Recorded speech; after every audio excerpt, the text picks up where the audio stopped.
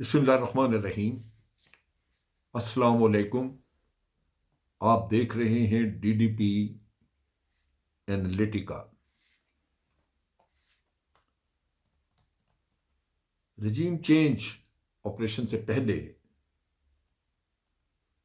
ये हुक्मरान जो आज बैठे हैं, ये कहा करते थे कि हम 6 महीने के अंदर अंदर इकॉनमी का पासा पलट देंगे, और वो पासा पलटा ऐसे जाएगा कि बस आसमान पे चली जाएगी इकॉनमी, और महंगाई कंट्रोल कर लेंगे।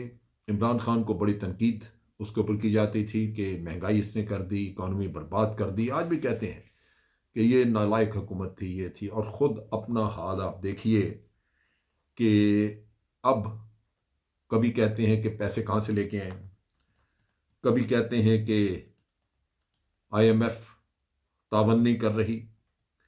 ये सारी चीज़ें अपनी जगह पे, लेकिन हकायक ये हैं कि स्टॉक एक्सचेंज आज बहुत ही मंदी का शिकार हुआ, 40,000 पॉइंट से नीचे चला गया, और उसके साथ साथ इंडस्ट्री वगैरह और सब बिजनेस एक्टिविटी वो सारी तबाह हुई पड़ी है। अब ये जो हमारा सर्कुलर डेट है बिजली का, उसको कम करना है, अखराजात कम करने हैं ताकि एनर्जी ना लेनी पड़े। तो अब उस पर ऐसे इक़दाम उठाने के लिए तैयारी की जा रही है जिससे बिजनेस मजीद बर्बाद होगा। वो कह रहे हैं कि होटल और दुकानें शाम 8 बजे बंद हो जानी चाहिए, शादी हॉल जितने भी हैं वो 10 बजे बंद हो जाने चाहिए। उसके साथ साथ और भी रिस्ट्रिक्शंस लगाई जा रही हैं कि लोग घरों से काम करेंगे, ये करेंगे, वो करेंगे। इनको गालिबन और 2-4 दिन में, 6 दिन में लागू कर दिया जाएगा फाइनल अप्रूवल लेके। लेकिन क्या इससे मामला बेहतर होंगे? मेरा अंदाज़ा है कि इकॉनमी मज़ीद बर्बाद होगी। आज ही मैं ताजरों के लीडर, कराची में जो ताजर लीडर हैं, उनके मैं बयान सुन रहा था। वो ये कह रहे थे कि पहले ही हमारा बिजनेस, ये डॉलर की कीमत का जो तबाही मची है, उससे बिजनेस बहुत ख़राब हुआ है। और अब जो इक़दाम हुकूमत तजवीज़ कर रही है या करने जा रही है, उसकी रोशनी में अगर हम सोचें तो हमारा बिजनेस बिल्कुल बर्बाद होकर रह जाएगा। अगर इकनॉमिक एक्टिविटी मुल्क में नहीं होगी तो आप टैक्सेस किससे लेंगे, वो भी आपका इशू बनेगा। और उसके साथ साथ आवाम में जो महंगाई का पहले ही, उनको महंगाई ने पहले ही दबा के रखा हुआ है, महंगाई की चक्की में पिसे हुए हैं लोग, वो आगे कैसे गुजारा चलाएंगे? जब कारोबार ज़िंदगी नहीं चलेगा, कारोबार आमदन नहीं रहेगी, तो वो कैसे चलाएंगे? उसके मुकाबले में आप देखिए कि यही हुकूमत जो IMF का रोना रो रही है, इन्होंने 87 अरब रुपया MNAs को फंड में रिलीज किए कि जी आपने प्रोजेक्ट करने हैं। किस बात के प्रोजेक्ट? MNAs को खरीदने के लिए 87 बिलियन, और उसके ऊपर 2 अरब रुपया जो है वो इश्तहारात के लिए भी लगा दिया है कि जो इश्तहारात देने हैं ताकि मीडिया जो है वो भी खरीद सकें और वो आपसे तावन कर सके। ये शाह खर्चियाँ एक तरफ, और आप बाकी देख लीजिए कि बाहर फिर रहे हैं लोग। अब बिलावल यूनाइटेड नेशन का करके तो वो 2-3 दिन से गायब थे। वो उधर कहीं, कहते हैं कि जी वो न्यूयॉर्क में कहीं थे। खबरें हैं कि वो कोई अपनी प्रॉपर्टी वगैरह डिस्पोज ऑफ करना चाहते हैं वहाँ पे। खुदा बेहतर जानता है, लेकिन सरकारी खर्चे पे सारी दुनिया ऐश कर रही है। दूसरी तरफ जो सूरत हाल है वो ये है कि कारखाने और फैक्ट्रियां बंद हो रही हैं। हुकूमत बर वक्त LNG नहीं प्रोक्योर कर सकी, उसके सौदे नहीं हो सके। अभी स्पॉट बाइंग करना चाहते हैं, लेकिन वो डील बन नहीं रहे। नतीजा ये कि गैस की कमी है, बिजली का मसला है, बिजली का सर्कुलर डेट बढ़ा हुआ है, नेचुरली आपको वो भी परेशान कर रहा है। सो इस वक्त इंडस्ट्रीज जो हैं वो बंद हो रही, फैक्ट्रियां बंद हो रही। मैं चंद एक का जिक्र करता हूँ। इंडस मोटर, ये जो इंडस मोटर का प्लांट टोयोटा कंपनी का प्लांट है, ये टोयोटा गाड़ियां बनाते हैं। इन्होंने अभी फौरी तौर पे इतला दी है कि ये अपना प्लांट आर्जी तौर पे बंद कर रहे हैं। लाजमन आर्जी तौर ही होता है क्योंकि एक वक्त है आपकी डिमांड नहीं है, आगे गाड़ियां खरीद कोई नहीं रहा, तो प्लांट किस लिए चलाएंगे आप? पैसा तो स्टकअप होगा। दूसरी तरफ ये हुआ है कि ये जितनी भी इंडस्ट्रीज हैं, ये जब अपना कारोबार चलाती हैं तो ये वर्किंग कैपिटल बैंकों से लेते हैं। बैंकों ने मार्कअप रेट बहुत बढ़ा दिया है, सूद इतना ज़्यादा हो गया है कि उसकी वजह से कर्ज लेना महंगा पड़ता है।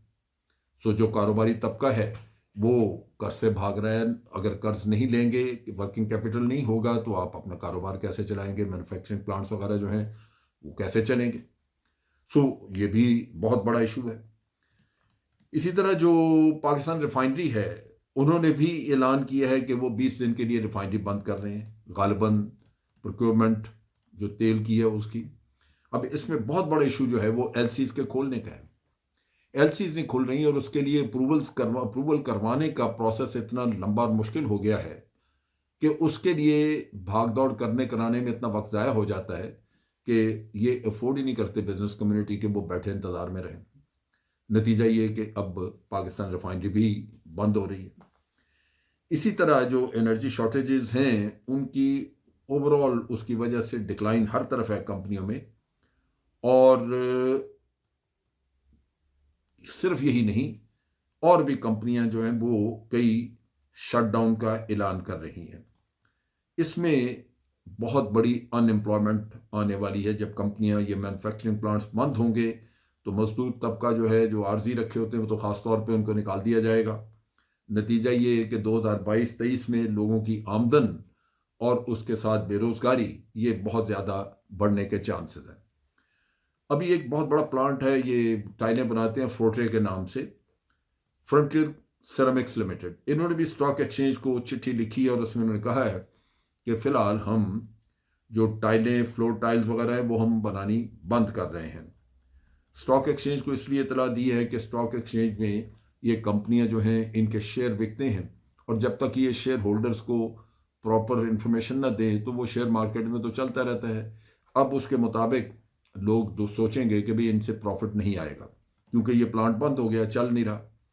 अब कब तक ये चलते हैं? ये कहते हैं कि जी हमारा जो पीरियड है ये बड़ा अनसर्टनिटी है, इस वक्त इम्पोर्ट्स का मसला है, हम ये चीज़ें अफोर्ड नहीं करते कि जो हालात हैं इस वक्त, ख़ास तौर पे जो डॉलर और रुपए का मसला बना हुआ और एलसीज खोलने की प्रॉब्लम बनी हुई है, ये हम अफोर्ड नहीं करते कि हम इस वक्त ये प्रोडक्शन करें। गालिबन जिस कीमत पे प्रोडक्शन आपको हो रही है, या जिस चीज़ जो आपकी कॉस्ट ऑफ प्रोडक्शन है, अब वो इतनी ज़्यादा हो चुकी है कि आप गालिबन उस रेट पे पाकिस्तान में कम्पीट नहीं कर सक रहे, बेच नहीं सक रहे। इसी तरह जो माशी हालात हैं हमारे, वो इस वक्त इतने वल्नरेबल हैं। इस वक्त डॉलर के रेट्स वगैरह का किस्सा, शॉर्टेज की वजह से वो इतनी अनसर्टेनिटी है, डॉलर बाहर मार्केट में मिल नहीं रहा बिल्कुल। बैंकों के पास लोगों ने जो अपने डॉलर रखवाए हुए हैं, जैसे हम ये कहते हैं कि जी हमारा डिपॉजिट है, जब जी चाहे आप चेक दें और वसूल कर लें उनसे, वो नहीं दे रहे। वो कहते हैं डॉलर हमारे पास है नहीं। सो अगर आप इन चीज़ों को देखें तो अपने हमारे हुकूमत के फॉरेन एक्सचेंज के रिजर्व्स, जो हमारा करंट अकाउंट डेफिसिट है, वो ये सारी चीज़ें अगर आप ज़हन में रखें तो माशी हालात इतने ख़राब हो चुके हैं कि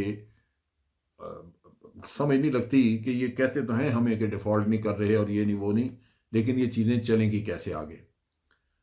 बहुत सारे और सेक्टर्स हैं जिनमें कि सिचुएशन जो है वो गैस शॉर्टेज की वजह से ख़राब हो रही है, और इस दफ़ा गैस शॉर्टेज जो है वो पहले की निस्बत काफ़ी ज़्यादा है, घरों में भी, और फिर ऊपर से सर्दी आ गई, सो नेचुरली गैस कंजम्पशन बढ़ गई, गैस कंजम्पशन, और इस कंजम्पशन के बढ़ने की वजह से भी हालात जो हैं वो बिगड़े हुए हैं। इस फ्राइडे को बलोचिस्तान व्हील्स, इन्होंने भी ऐलान किया, ये जो इंडस्ट्री है ये व्हील रिम्स वगैरह बनाते हैं, उसके गाड़ियों के, ट्रकों के, चीज़ों के, लेकिन जब गाड़ियां बनाने के प्लांट बंद हो रहे हैं तो व्हील्स की डिमांड कोई नहीं। नतीजा ये कि बलोचिस्तान व्हील्स भी आर्जी तौर पे बंद कर दी गई है। इन्होंने भी स्टॉक एक्सचेंज को ख़त लिखा है जिसमें उन्होंने कहा है कि ये जो डिमांड चूँकि बिल्कुल नहीं रही, लिहाजा यानी जो ट्रक मैन्युफैक्चर करते हैं, ट्रैक्टर और ये कारें वारे मैन्युफैक्चर करने वाले, चूँकि अभी वो अपने प्लांट बंद कर रहे हैं तो व्हील्स की डिमांड नहीं रही, लिहाजा बलूचिस्तान व्हील्स जो है वो भी अपना प्लांट बंद कर रही है।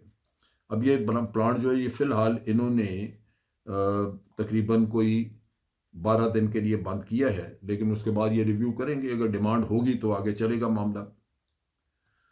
इसी तरह और भी कंपनीज जो है वो, उनको बाहर से ऑर्डर्स नहीं मिल रहे, क्योंकि इसमें भी कहीं रॉ मटेरियल का मसला है कि वो उसको इंपोर्ट नहीं किया जा सक रहा, या कहीं नतीजा ये है कि आपकी एक्सपोर्ट्स कम होती जा रही हैं। सो एक तरफ बेरोज़गारी, दूसरी तरफ एक्सपोर्ट कम होगी तो आपकी इनकम कम होती जाएगी, आमदन कम होगी मुल्क की, टैक्सेस कलेक्शन जो है वो कम होगी। सो ये इस वक्त सूरत हाल है जहाँ इंडस्ट्री जो है वो अपने मज़दूरों वगैरह को ले ऑफ कर रही है, और लगता ये है कि आने वाले दिनों में बेरोज़गारी बढ़ेगी। ये सारा मामला गड़बड़ रजीम चेंज के बाद हुई, और उसके बाद मिसमैनेजमेंट, मिफ्ता इस्माइल, सागदार आपस में फसाद और झूठ बोलने एक दूसरे के साथ, नतीजा ये कि मुल्क का बेड़ा गर्क होता जा रहा है। अल्लाह ताला उन लोगों को तहस नहस करे, उनकी नस्लें बर्बाद करे जिन्होंने इस मुल्क को इस नहज पे पहुंचाया है, क्योंकि आप और मैं जो बैठ के अपना काम कर रहे हैं, हमारा तो इस इकॉनमी से डायरेक्ट वास्ता नहीं है। यही लोग जो मैनेज कर रहे हैं, इन्होंने इस मुल्क में अफरा तफरी मचाई हुई है, कोई पॉलिटिकल स्टेबिलिटी नहीं है, फैसला साजी सारी जो है वो इस वक्त रुकी पड़ी है। जो हुक्मरान हैं फेडरल गवर्नमेंट में, वो दौरे पे दौरा, बाहर फिरना फिराना, और पैसे का एक स्याह कि आप कहीं तरक्याती फंड्स के नाम पे MNAs को बांट रहे हैं, अपनी करप्शन उसी तरह जारी है। इन चीज़ों की वजह से आज मुल्क इंतहाई बदहाली का शिकार है। सख्त दुख और अफसोस के साथ ये वीलॉग कर रहा हूँ मैं। अब तक के लिए इतना ही। अफवाज पाकिस्तान जिंदाबाद, पाकिस्तान पाइंदाबाद।